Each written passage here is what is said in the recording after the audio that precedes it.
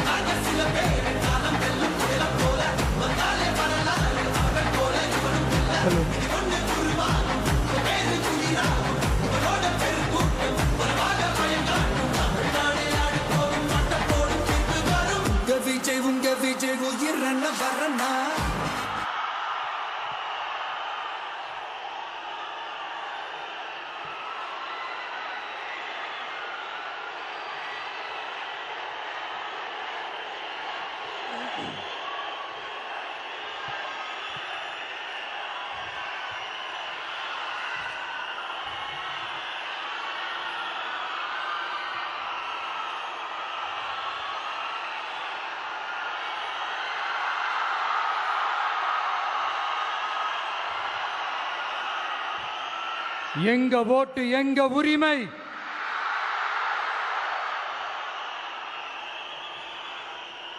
எங்களை யாரும் விலைக்கு வாங்க முடியாது.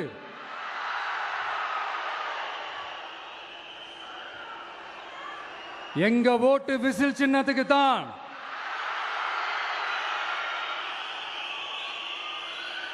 யாரையும் நம்பி ஏமாற மாட்டோம். எங்க வார்த்தையிலிருந்து மாற மாட்டோம். இது நிஜம். தேங்க்யூ.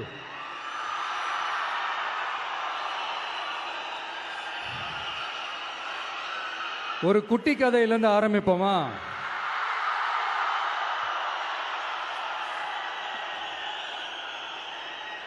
ஒரு பெரிய ஊரு, ஒரு 4 ரோடு ஜாயிண்ட் ஆகிற மாதிரி ஒரு ஜங்ஷன், ஒரு பிஸியான ஏரியா, ஆள் நடமாட்டம் அதிகமாக இருக்கக்கூடிய ஒரு ஏரியா.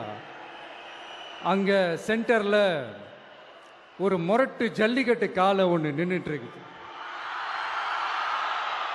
காலில் மண்ணை வீசிக்கிட்டு சீறிக்கிட்டு அப்படியே நின்றுட்டு இருக்குது. யாருமே பக்கத்தில் போக முடியல.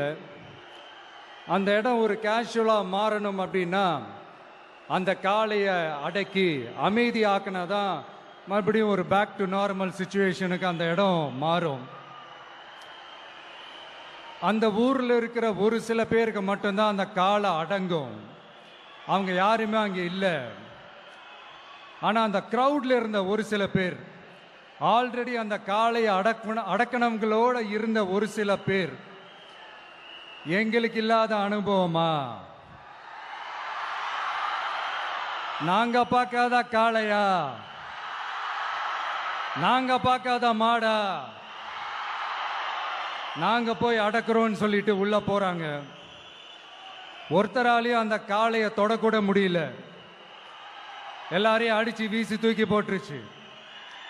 இப்ப என்னடா பண்றது அப்படின்னு பார்க்கும்போது அந்த கூட்டத்தை விலக்கிட்டு ஒரு சின்ன பையன் ஒரு என்ட்ரி ஒன்று கொடுக்குறான். உங்களுக்கு தான் தெரியும்ல, டேய் எங்களாலே முடியல,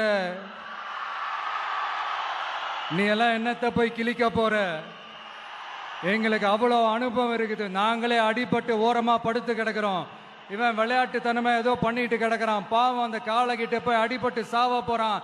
பச்சா பையன், அந்த பையன், இந்த பையன், அண்டர் எஸ்டிமேட் பண்றது, ஏளனமா பேசுறது, இப்படி ஒரு பக்கம். இன்னொரு பக்கம் பரிதாபப்பட்டு, ஐயோ பாவமே, இப்படி தனியா போய் மாட்டிக்கிட்டானே, அந்த காலை கிட்ட என்ன பண்ண போறானோ அப்படின்ட்டு ஒரு பக்கம் பரிதாபப்பட்டு பேசுறாங்க. அந்த சின்ன பையன் எதுவுமே காதலியே போட்டுக்காம 2 பாக்கெட்லையும் கையை விட்டுக்கிட்டு ஸ்டைலா கெத்தா தில்லா அப்படியே உள்ள போறான்.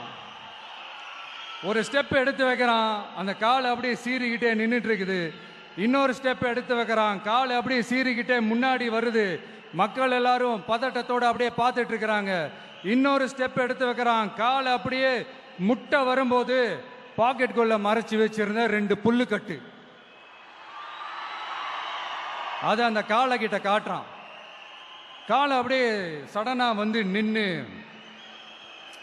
அது மூடெல்லாம் மாறி அந்த புல்லுக்கட்டை சாப்பிட ஆரம்பிச்சிருச்சு. அந்த சின்ன பையனும் அந்த காலை அப்படியே தடவிக்கிட்டு வரான். காளையும் பக்கத்தில் ஒரு குழந்தை மாதிரி நடந்து வந்துக்கிட்டு வருது. பக்கத்தில் இருந்த ஒரு வயல்வெளியில் அந்த காளையை மேய விட்டுட்டு வரான். மக்கள் எல்லாரும் அந்த பையனை ஆச்சரியமாக பார்க்குறாங்க. அந்த அடிபட்டு கிடந்த அந்த அனுபவசாலிங்க தலையை தொங்க போட்டு நின்றுட்டு இருக்கிறாங்க. ஏன்னா பேசின பேச்சு அப்படி. வாய் இருக்குன்றதுக்காக நக்கலுமா நையாண்டியுமா நச நச நச நசன் ஒரே பேச்சு. என்ன பண்றது, தலையை குனிஞ்சு அப்படியே நின்றுட்டு இருக்கிறாங்க. அங்க ஒரு பெரியவர் வர்றார். வந்து அந்த பையன்கிட்ட கேட்கிறாரு, எப்படிப்பா இப்படி ஒரு முரட்டு காலை சீறிட்டு நின்றுட்டு இருந்தது, எப்படி அந்த காலை அடக்கின அப்படின்னு கேட்டதுக்கு அந்த பையன் சொல்றான், ஐயா எனக்கு அந்த காளையை பார்த்தா கோபமா இருந்த மாதிரிலாம் எனக்கு தெரியல, அந்த காலை பசியோடு இருந்த மாதிரி இருந்தது. அதனால தான் அந்த புல்லுக்கட்டை காமிச்சவொடனே ஓகே நமக்கு தேவையானது கிடச்சிருச்சு அப்படின்னோடனே அந்த புல்லுக்கட்டை சாப்பிட்டுட்டு நம்மளோட அப்படியே ஜாலியாக வாக்கிங் வந்துருச்சு அப்படின்னு சொன்னான். இதை கேட்ட அந்த பெரியவர் சொன்னாரா, இந்த சின்னவங்க பெரியவங்க அனுபவம் இருக்கிறவங்க அனுபவம் இல்லாதவங்க இதெல்லாம் விஷயமே கிடையாது. யாரா இருந்தாலும் அந்த சூழலுக்கு ஏற்ற மாதிரி அந்த சிச்சுவேஷனுக்கு தகுந்த மாதிரி என்ன பண்ணி அந்த ப்ராப்ளமை சால்வ் பண்றான், ஏது பண்ணி அந்த ப்ராப்ளமை சால்வ் பண்றான், அதுதான் விஷயமே, அதுதான் மேட்ரு. ஸோ நீ சூப்பர்ப்பா, என்ன ப்ராப்ளம் வந்தாலும் நீ சால்வ் பண்ணிடுவ அப்படின்னு முதுகில் தட்டி கொடுத்துட்டு அந்த பெரியவர் போறார். இப்போ அந்த கதையில் அந்த முரட்டு ஜல்லிக்கட்டு காலை தான் நம்ம தமிழ்நாட்டு அரசியல் களம். அந்த பெரியவர் தான் நம்ம தமிழக மக்கள். அந்த பாக்கெட்டுக்குள்ள ஸ்டைலா தில்லா கெத்தா ஒருத்தன் உள்ள வந்தான் பாருங்க, அவன்தான்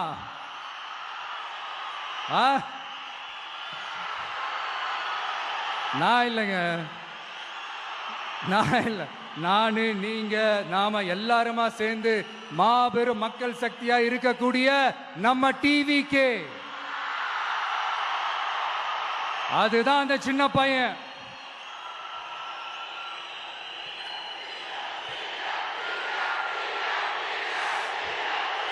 தேங்க்யூ தேங்க்யூ தேங்க்யூ.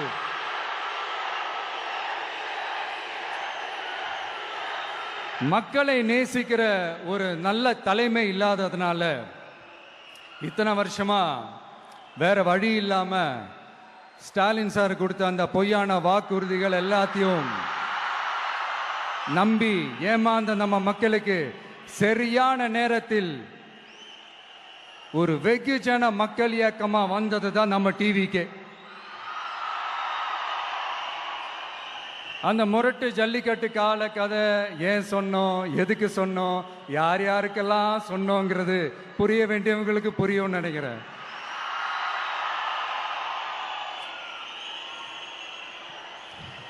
இப்போ நாம ஒவ்வொரு வீட்டில் உயிரா உணர்வா இருக்கிறோம். ஆனால் நான் உங்க எல்லாரையும் நேரில் சந்திக்கணும், நீங்க இருக்கிற ஊருக்கே உங்களை சந்திக்கணும் அப்படின்றது தான் எனக்கு மனசுல இருக்கிற ஒரு பெரிய ஆசை. ஆனா அந்த சிச்சுவேஷன் ஒரு எதிர்கட்சியா இருந்து கேள்வி கேட்டுட்டு இருக்கிற இந்த நேரத்தில் நமக்கு எதிராக என்ன சூழ்ச்சிகள்லாம் நடக்குதுன்றது உங்க எல்லாருக்குமே நல்லா தெரியும். அதனால இப்போ உங்களுக்கு ஒரு வாக்குறுதியை கொடுக்கிறேன், நம்மளுடைய ஆட்சி அமைஞ்சதும் ஒவ்வொரு கிராமத்துக்கும் நான் நேரடியா வந்து என்னுடைய சொந்தங்களாகிய உங்க எல்லாரையும் நான் சந்திக்கிறேன்.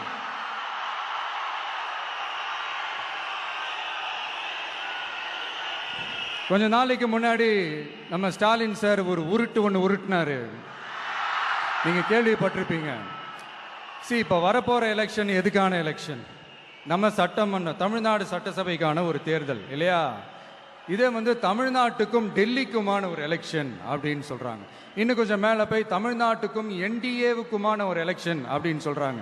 என்ன சார், டெல்லியில் ஏதாவது நிற்க போறீங்களா? அப்புறம் ஏன் தமிழ்நாட்டுக்கும் டெல்லிக்குமான ஒரு எலெக்ஷன் சொல்றீங்க? அப்புறம் இது ஏதாவது பார்லிமெண்ட் எலெக்ஷனா? பிரதமர் பதவிக்கு ஏதாவது போட்டி போடுறீங்களா? அப்புறம் ஏன் அதை தமிழ்நாட்டுக்கும் என்டிஏவுக்குமான ஒரு எலெக்ஷன் சொல்றீங்க? எங்களுக்கு புரியலையே சார், இது என்ன லாஜிக்னு எங்களுக்கு புரியலையே. எந்த எலெக்ஷனை எப்படி டீல் பண்ணணும், எப்படி ஹேண்டில் பண்ணணும்ன்றது நம்ம தமிழ்நாட்டு மக்களுக்கு தெளிவா தெரியும். நம்ம தமிழ்நாட்டு மக்கள் மாதிரி ஒரு தெளிவான மக்களை நீங்க பார்க்கவே முடியாது.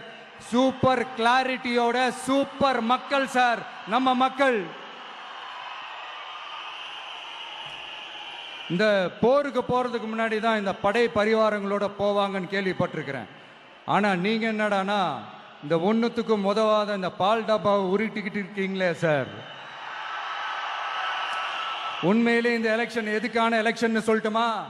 தமிழ்நாட்டு மக்களுக்கும் ஊழலுக்கும் நடக்கிற போர், தமிழ்நாட்டு மக்களுக்கும் லஞ்சத்துக்கும் நடக்கிற போர், தமிழ்நாட்டு மக்களுக்கும் இந்த நிர்வாகத்தை சரியா செய்யாத இந்த திமுக அரசுக்கும் நடக்கிற போர், அதாவது தமிழ்நாட்டு மக்களுக்கும் உங்க ஆட்சிக்கும் நடக்கிற போர், தமிழ்நாட்டு மக்களுக்கும் ஸ்டாலின் சாருக்கும் நடக்கிற போர். இன்னும் சுருக்கமா சொல்லணும்னா விஜய்க்கும் ஸ்டாலின் சாருக்கும் நடக்கிற போர்.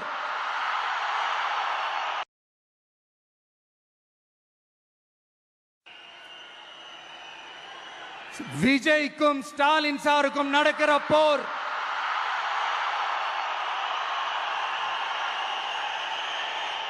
இதுக்கு நடுவுல இந்த என்டிஏ டெல்லி இதெல்லாம் என்ன லாஜிக்னே புரிய மாட்டேங்குது சார். தமிழ்நாடு தான் விஜய், இந்த விஜய் தான் தமிழ்நாடு. தூய சக்தி டிவிகேவுக்கும் தீய சக்தி டிஎம்கேவுக்கும் தான் இந்த போர். இப்படி உக்கிரமா இருக்கிற இந்த போர்ல மறுபடியும் ஒன்னுத்துக்கும் உதவாத இந்த பால் டப்பாவை உருட்டிக்கிட்டு இன்னொரு காமெடி வேற. அது என்னடானா அவரோட ஆட்சியில தான் தமிழ்நாடு சூப்பர் ஸ்டார் மாநிலமா இருக்குதான். கரெக்ட், தமிழ்நாடு சூப்பர் ஸ்டார் மாநிலம் தான். காமராஜர் அவர்கள் டைம்ல, அண்ணா அவர்கள் டைம்ல, எம்ஜிஆர் அவர்களோட ஆட்சியில. இன்னைக்கு ஒன்னுத்துக்கும் உதவாத இந்த உல்டா மாடல் ஆட்சியில தமிழ்நாடு சூப்பர் ஸ்டார் மாநிலமாலாம் ஒண்ணு இல்ல, சூப்பர் ஸ்டாண்ட் அப் காமெடிக்காரர் நடத்துற மாநிலமா மாறிடுச்சு. மக்களே, உங்களுக்காக மட்டுமே தான் வர தடைகள், சதிகள், சூழ்ச்சிகள் எல்லாத்தையும் தாண்டி இந்த 2026 இந்த தேர்தலில் டிவிக்கு தில்லா நிற்கும்.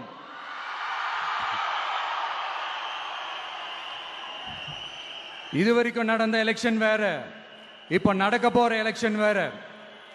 ஒவ்வொரு 5 இயர்ஸுக்கும் நடக்கிற எலெக்ஷன் மாதிரி இதை நினைச்சிடாதீங்க. 50 வருஷத்துக்கு ஒரு வாட்டி நடக்க போற ஒரு எலெக்ஷன் மாதிரி இது. அதிசய எலெக்ஷன். ஒரு எலெக்ஷன்ல அவங்களோட எதிரிகளை தான் எதிர்ப்பாங்க, அப்படிதான் எதிர்ப்பாங்க, அதுதான் யதார்த்தமும் கூட. ஆனா இந்த எலெக்ஷன்ல தான் ஒட்டுமொத்தமா எல்லாருமா சேர்ந்து ஒருத்தனை எதிர்க்கிறாங்க.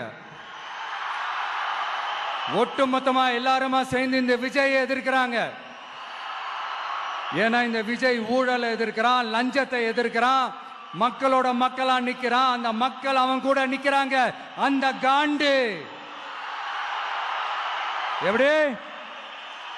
அந்த காண்டு தான் ஒட்டுமொத்தமா எல்லாருமா சேர்ந்து ஒருத்தனை எதிர்க்க காரணம். நீங்க எப்படி வேணா எதிர்த்துக்காங்க, ஆனா போட்டி 2 பேருக்கு நடுவில் உள்ளதான். ஒண்ணு இன்னொன்னு. இந்த எலெக்ஷன் டேல மேக்சிமம் என்ன பண்ணுவீங்க? போவீங்க, ஓட்டு போடுவீங்க, வருவீங்க, அவ்வளவுதான் உங்களுடைய பார்ட்டிசிபேஷன். ஆனா இந்த எலெக்ஷன்ல நீங்க பங்கெடுத்துக்க போறீங்க. எஸ், உங்க வீட்டில் இருக்கிற ஒரு விஜய் தான், உங்க வீட்டில் இருக்கிற ஒரு விஜய் தான் வேட்பாளரா நிக்க போறாங்க. உங்க வீட்டில் நிக்கிற ஒரு வேட்பாளர்னா அப்போ உங்க வீட்டில் இருக்கிற மற்றவங்க எல்லாருமே வாக்காளர்கள் தானே?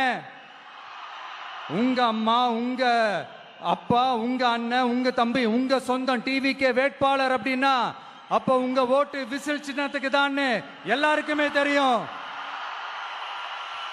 ஏன் நம்மளோட எதிரிங்களுக்கு கூட அது நல்லாவே தெரியும். அதனாலதான் நமக்கு எதிராக அவ்வளவு அவதூறு பரப்புறாங்க. என்னென்ன அவதூறு பரப்புறாங்கன்றது உங்களுக்கே நல்லா தெரியும். ஆனா அவங்களுக்கு தெரியாது, என் மேல அவதூறு பரப்புனா அது மக்கள் மேல அவதூறு பரப்புற மாதிரின்னு. எனக்கு அரசியல் தெரியலன்னு சொன்னா அது மக்களுக்கு அரசியல் தெரியலன்னு சொல்ற மாதிரின்னு. என்ன அசிங்க அசிங்கமா பேசினா அது மக்கள் அசிங்க அசிங்கமா பேசுற மாதிரின்னு. எனக்கு எதிராக செய்யற ஒவ்வொரு செயலும் அது மக்களுக்கு எதிராக செய்யற செயல் அவங்களுக்கு தெரியாம போச்சு. இந்த விஜயும் மக்களும் வேறு வேறு இல்லை. இந்த விஜயும் மக்களும் ரத்தமும் சதையும் மாறி, உடலும் உயிரும் மாறி, ஒன்னிலிருந்து ஒண்ண பிரிக்கவே முடியாது. எஸ், சென்சிட்டிவான சென்டிமெண்ட், அது சென்சிட்டிவான சென்டிமெண்ட்.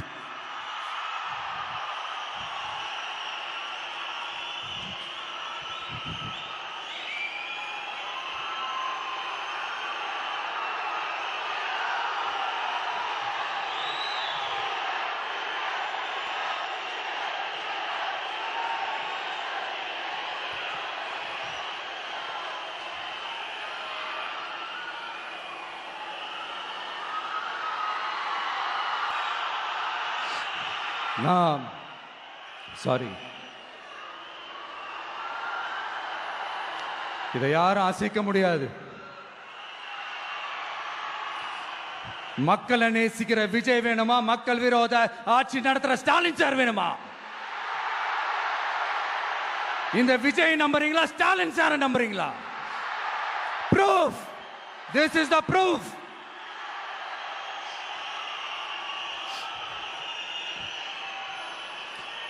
இந்த தீய சக்தி, ஊழல் சக்தி, இதெல்லாம் ஏன் சொல்றோம், எதுக்கு சொல்றோம், யாரை சொல்றோன்றதெல்லாம் மக்களுக்கு தெளிவா தெரியும். அதே மாதிரி டிவிகேவுக்கு போட்டி டிஎம்கே தான்றதும் மக்களுக்கு தெளிவா தெரியும். அப்படி இருக்கும்போது நாம ஏதாவது பேசினா வாண்டடா சில பேர் வந்து வண்டியில ஏறி உட்காந்துக்கிறாங்க. ஆமா, வாண்டடா சில பேர் வண்டியில் ஏறி உட்கார்ந்துக்கிட்டு குரல் கொடுக்குறாங்க. சீரியஸாக ஒரு போட்டி நடந்துக்கிட்டு இருக்கும் போது இங்கே காமெடிக்கெல்லாம் இடம் இல்லை பாஸ். இதெல்லாம் மக்களுக்கு தெளிவாக தெரியும். இந்த நேரத்தில் ஒரு சீரியஸ் கேள்வியை இன்னைக்கு இருக்கிற மிகப்பெரிய அரசியல்வாதிங்க கிட்ட கேட்கணும்னு நான் நினைக்கிறேன். நீங்க அரசியலுக்கு வர்றதுக்கு முன்னாடி உங்ககிட்ட இருந்த சொத்து எவ்வளோ? அரசியலுக்கு வந்ததுக்கு அப்புறம் இன்னைக்கு உங்ககிட்ட இருக்கிற சொத்து எவ்வளோ? அதை ஓபனா டிக்ளேர் பண்ண முடியுமா? அப்படி வந்த காசெல்லாம் என்னென்ன தொழில் செஞ்சு வந்துச்சு, என்ன வேலை செஞ்சு வந்துச்சு, உண்மையிலே நீங்க உடைச்சி சம்பாதிச்ச காசா, இல்ல ஆட்சி அதிகாரத்துக்கு வந்ததுக்கு அப்புறம் ஆட்டைய போட்ட காசா? இதெல்லாம் ஓபனா டிக்ளேர் பண்ண முடியுமா? இதெல்லாம் நம்ம கேட்டா எல்லா ஊழல்வாதிகளும் ஒன்னா சேர்ந்து நம்ம மேல சேத்தவாரி வீசுவாங்க. அதை பத்திலாம் நமக்கு கவலை இல்லை. ஏன்னா நாம யாருன்னு மக்களுக்கு நல்லாவே தெரியும். எனக்கு ஒரு புது ஃப்ரெண்ட், புது நண்பர் ஒருத்தர் கிடைச்சிருக்காரு. யார் தெரியுமா? தெரியாதா? முதல்வர் அவர்கள் தான்.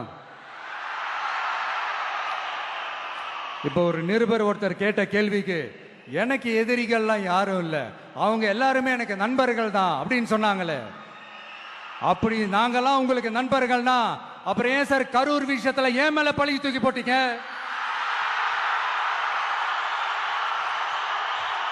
உங்களுக்கு மனசாட்சின்னு ஒண்ணு இருந்தா அப்படி பேசிருப்பீங்களா?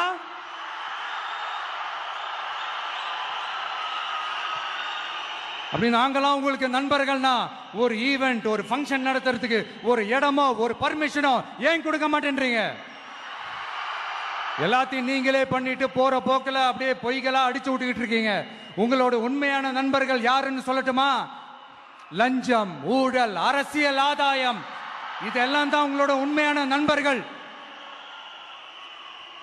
பர்சனலா நீங்க எப்படி வேணா இருந்துக்கங்க சார், நமக்கு அதை பத்தி கவலை இல்லை, நமக்கு அது அவசியமும் இல்லை. ஆனா உங்க ஆட்சி தான் தப்பான ஆட்சி, தமிழ்நாட்டுக்கு தேவையில்லாத ஆட்சி. கொஞ்ச நாளைக்கு முன்னாடி கற்பனையா ஒரு விஷயம் ஒன்று சொன்னேன். இந்த முதல்வர் கூட விசில் சின்னத்துக்கு தான் வாக்களிப்பாரு அப்படின்ட்டு கற்பனையா ஒன்று சொன்னேன். ஆனா இன்னைக்கு நிஜமாவே நமக்கு ஆதரவா ஒரு கோஷத்தை எழுப்பியிருக்கிறாங்க. அது என்ன தெரியுமா? எங்க வாக்கு சாவடி வெற்றி வாக்கு சாவடியா. அதுக்கு அர்த்தம் என்ன தெரியுமா? எங்க வாக்கு சாவடி விஜய் வாக்கு சாவடின்னு அர்த்தம்.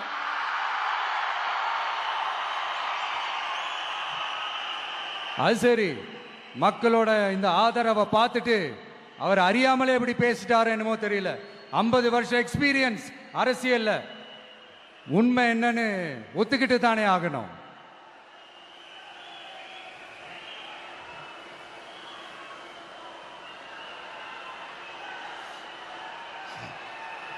ஜனநாயகம்ங்கிறது பெரும்பான்மை ஆட்சி அதிகாரம் சார்ந்தது மட்டும் இல்லை, சிறுபான்மை மக்களின் உரிமைகள் உணர்வுகளும் புனிதம்னு நினைச்சு அதையெல்லாம் காப்பதற்கு பெயர் தான் ஜனநாயகம்னு 1963 அறிஞர் அண்ணா பார்லிமெண்ட்ல பேசினதை நாம இங்க சொல்றது ரொம்ப பொருத்தமா இருக்கும்.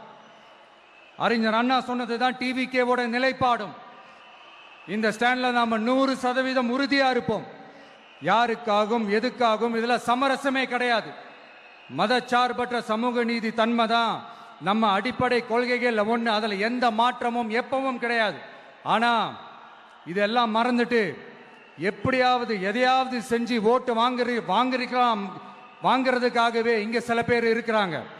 அவங்கள மாதிரி நமக்கு அப்படி சில பிரச்சனைகள்ல எரியற நெருப்புல எண்ணெய ஊத்துற எண்ணமே இல்லை.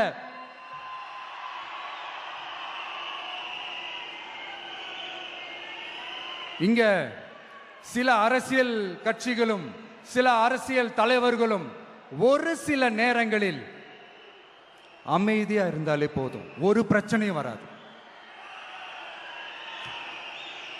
இப்போ கரண்ட்ல இருக்கிற சில பிரச்சனைக்கு வருவோம். இந்த கரண்ட் பிரச்சனைக்கு வருவோம். மாசம் மாசம் கரண்ட் பில் கட்டுற மாதிரி மாத்துவோம்னு சொன்னீங்களே, செஞ்சீங்களா? நிறைய வீடுகளில் 100 யூனிட் தான் அந்த கரண்ட் செலவாகுது ஒரு மாசத்துக்கு. மாசம் மாசம் நீங்க அந்த பில்லு கொடுத்தீங்கன்னா அவங்களுக்கு அது ஃப்ரீ ஆயிடும். அவங்க அந்த காசு கட்ட தேவையே இல்லை. ஆனா 2 மாசத்துக்கு ஒரு வாட்டி அந்த பில்லு கொடுத்தீங்கன்னா, இப்ப சப்போஸ் அது 200 யூனிட்டுக்கு மேல போச்சுன்னா அது அவங்களுக்கு ஒரு மிகப்பெரிய சுமை தானே. இது எந்த கணக்கில் எடுத்துக்கிறது? ஒரு மாதிரி ஒரு மாடர்ன் கரப்ஷன் அப்படின்னு எடுத்துக்கலாமா? அடுத்து பஸ் வசதி. நிறைய கிராமங்கள்ல பஸ் வசதி இல்லைன்னு சொன்னா இந்த ஒட்டுமொத்த திமுக அரசும் கத்திக்கிட்டு வந்துருவாங்க. நாங்க பஸ் விடாத கிராமங்களே இல்லை அப்படின்னு சொல்லுவாங்க. அப்படியாவது உண்மை அப்படின்னா முதல்வர் அவர்கள் கிட்ட நம்ம தங்கச்சி ஒருத்தவங்க ஒரு கேள்வி கேட்டாங்களே, எங்க ஊருக்கு ஒரு மினி பஸ் ஆவது விடுங்க சார் அப்படின்னு கேட்டாங்களே, அது எந்த கணக்கில் எடுத்துக்கிறது? நிறைய மலை கிராமங்கள்ல பஸ் வசதி இல்லை, நிறைய மலை கிராமங்கள்ல ஹாஸ்பிட்டல் வசதி இல்லை. இது ரெண்டுமே எவ்வளவு முக்கியமான ஒரு விஷயங்கள். பஸ் வசதியும் ஹாஸ்பிட்டல் வசதியும் இல்லாததுனால வீட்டிலேயே பிரசவம் பார்க்கிற அந்த ஆபத்து இருக்குதுன்னு எவ்வளவு நியூஸ் பார்க்கிறோம். இதெல்லாம் எந்த கணக்கில் சேர்த்துக்கிறது? அடுத்து இது எல்லா மீட்டிங்லயும் பேசுறதுதான், பெண்களுக்கு பாதுகாப்பு நம்பர் 1 இருக்குது தமிழ்நாட்டில் அப்படின்னு சொல்றாங்க. அப்புறம் அது என்ன, வி சேஃப் மாடலா? பெண்கள் என்ன சொல்றாங்க தெரியுமா? அது வி சேஃப் மாடல் இல்ல, வி ஆர் நாட் சேஃப் மாடல்னு சொல்றாங்க. இப்படி இருக்கிறப்போ தமிழ்நாட்டில் எங்க போனாலும் பெண்களுக்கு பாதுகாப்பு அப்படியே கொட்டி கிடக்குதான். இப்படி சொன்னா எப்படி சார்? கேட்கிறவங்க என்ன கேசரி சாப்பிடுறாங்க நினைச்சீங்களா?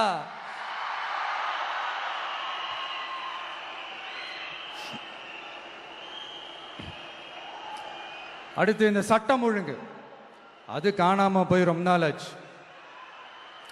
இவன் வேற, இந்த விஜய் வேற, எங்க போனாலும் இந்த மக்கள் கிட்ட இந்த சட்டம் ஒழுங்கை பத்தி பேசி ஞாபகப்படுத்திக்கிட்டே இருக்கான்னு முதல்வர் அவர்கள் அவங்க கூட இருக்கிறவங்க கிட்ட எல்லாம் சங்கடப்பட்டாராம். நாம் என்ன பண்றது? நாம தான் தமிழ்நாட்டோட விசில் ப்ளோயர் ஆச்சே. நாம் எப்படி சைலண்டா இருக்க முடியும்? நாமளும் கேள்வியா கேட்குறோம், ஆனால் பதிலெலாம் வந்த மாதிரியே தெரியல. இருந்தால் தானே வர்றதுக்கு, வச்சுக்கிட்டா வஞ்சனை பண்ணுறாரு. 5 வருஷமாக பதிலே சொல்லாமல் அப்படியே கடந்து வந்துட்டாரு. ஆனால் இனிமேல் அப்படிலாம் இருக்க முடியாது, பதில் சொல்லி ஆகணும். மக்களே, இந்த தீய சக்தி, இந்த அட்ராசிட்டியை ஒரு எண்டு கார்டு போடணும் அப்படின்னா அவங்கள சுவிட்ச் ஆஃப் பண்ணுறது தான் ஒரே சொல்யூஷன். அதுக்கான ரிமோட்டு தான் வரப்போற எலெக்ஷன். அந்த ரிமோட்ல நீங்க அழுத்த வேண்டியது ஒரே ஒரு ஆப்ஷன், அதுதான் நம்ம விசில் சின்னத்தோட பட்டன். இத 4 விஷயத்தை நீங்க செஞ்சாலே போதும். ஒவ்வொரு இவிஎம் மிஷின்லயும் விசில் சின்னத்துக்கு நேரா இருக்கிற அந்த பட்டனை பச்சக்கு பச்சக்கு பச்சக்குன்னு ஒரு அழுத்துங்க. எப்படி? அவ்வளவுதான். நாம காஞ்சிபுரத்தில் பேசும்போது நம்மளுடைய விஷன் என்னன்னு சொன்னோம். இப்போ அதனுடைய கண்டினியூஷனா சில விஷயங்கள் இங்க நான் சொல்லணும்னு ஆசைப்படுறேன். இப்பவும் சொல்றேன், உறுதியா சொல்றேன், சத்தியமா சொல்றேன். பெண்கள், பெண் குழந்தைகள், ஆண் குழந்தைகள் பாதுகாப்பு நம்ம ஆட்சியில் நம்பர் 1 இருக்கும். சட்டம் ஒழுங்கு ரொம்ப ரொம்ப ஸ்ட்ரிக்டா இருக்கும். அரசு பள்ளிக்கூடங்களும் கல்லூரிகளும் முதல் தரமா இருக்கும். போட்டி தேர்வுகளுக்குன்னு லட்சங்களை கொட்டி தனி கோச்சிங் சென்டர் போய் படிக்க அவசியமே இருக்காது.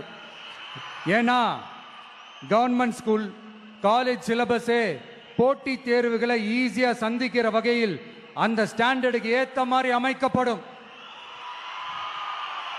உயர்நிலை பள்ளி பாடத்திட்டங்களிலேயே அடிப்படை அரசியல் சாசன சட்டம் சேர்க்கப்படும். மாநில மற்றும் ஒன்றிய அரசு அலுவலகங்கள், வங்கிகளின் செயல்பாடுகள் மற்றும் அவற்றை அணுகும் முறை குறித்து மாணவர்களுக்கு தெளிவான புரிதலை ஏற்படுத்தும் வகையில் தேர்வுகள் அற்ற செயல்முறை பாடமாக கற்பிக்கப்படும். இந்தியா முழுக்க உள்ள ஒன்றிய அரசு சார்ந்த கல்வி நிலையங்கள் மற்றும் அதன் சேர்க்கை அட்மிஷன் குறித்து புரிதலும் தெளிவும் மாணவர்களுக்கு உருவாக்கப்படும். அனைத்து அரசு பள்ளிகளிலும் பெண் குழந்தைகளுக்கு சுத்தமான, சுகாதாரமான மற்றும் தரமான கதவுகள் பொருத்தப்பட்ட ரெஸ்ட் ரூம்கள் அமைப்பது உறுதி செய்யப்படும். போதைப் பொருட்கள் இல்லாத தமிழகம் உருவாக்கப்படும். மாவட்ட கலெக்டர்கள் மற்றும் எஸ்பிக்களில் சரி பாதி பெண்களாக இருக்கும்படி செய்வோம். மலை கிராமங்களில் அரசு ஆரம்ப சுகாதார நிலையங்கள் பிரசவம் பார்க்கும் வசதியுடன் அமைக்கப்படும்.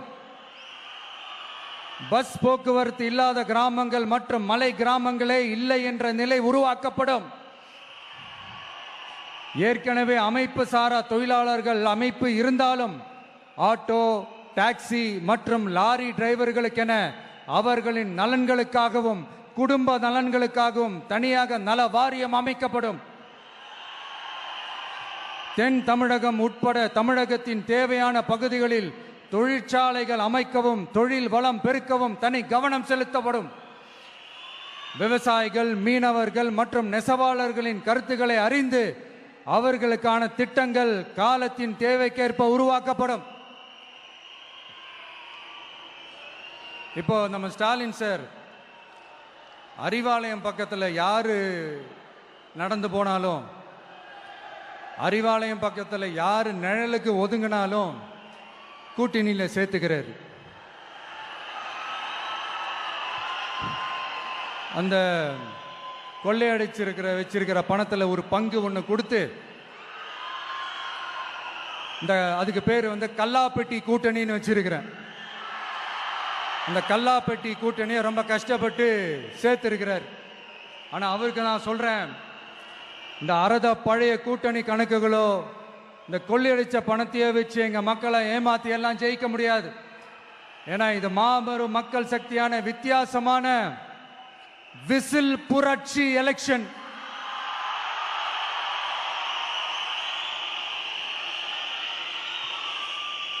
உங்களோட நான் இருக்கேன், நம்மளோட நம்ம மக்கள் இருக்கிறாங்க. இதுக்கு மேல என்ன வேணும்? கான்பிடண்டா இருங்க, நல்லதே நடக்கும், வெற்றி நிச்சயம்.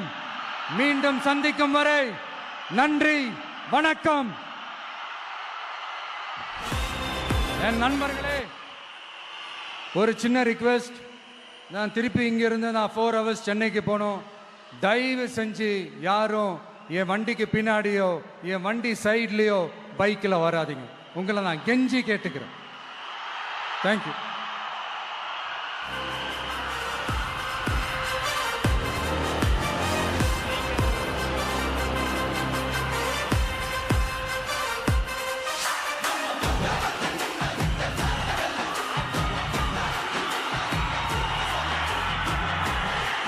வெற்றி தலைவர் அவர்களுக்கு நன்றி.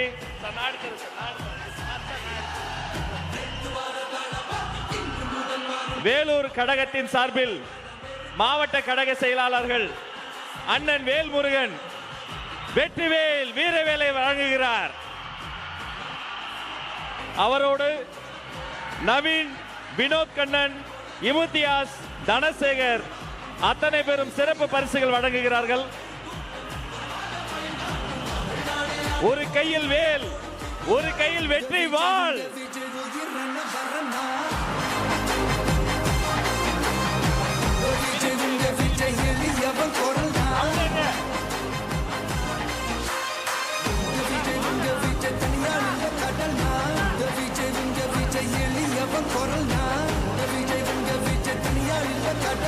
மக்கள் தானே மன்னர்களை உனக்கு காட்ட வரனா.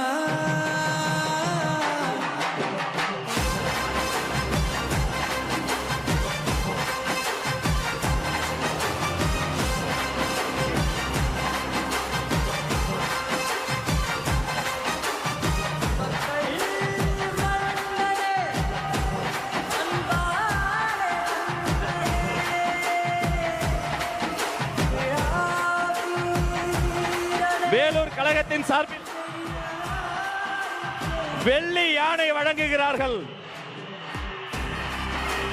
இது வெள்ளி யானை மட்டுமல்ல, வேலூர் வழங்கிய வெற்றி யானை. அவர் கையில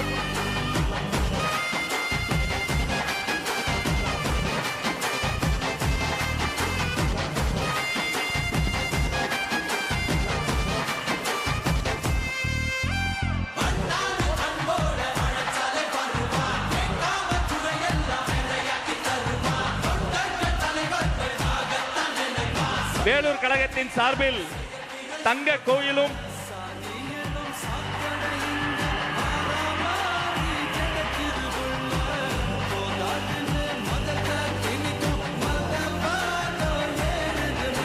வெற்றி தலைவருக்கு செங்கோல் பரிசாக வழங்குகிறது வேலூர் மாவட்டம்.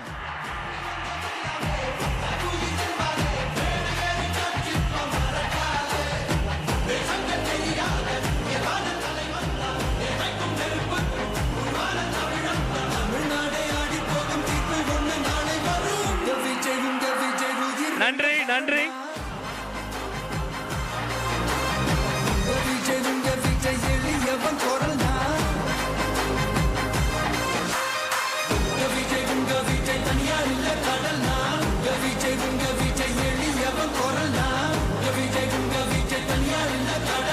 மக்கள் தானே மன்னர்களை உனக்கு காட்ட வரனா.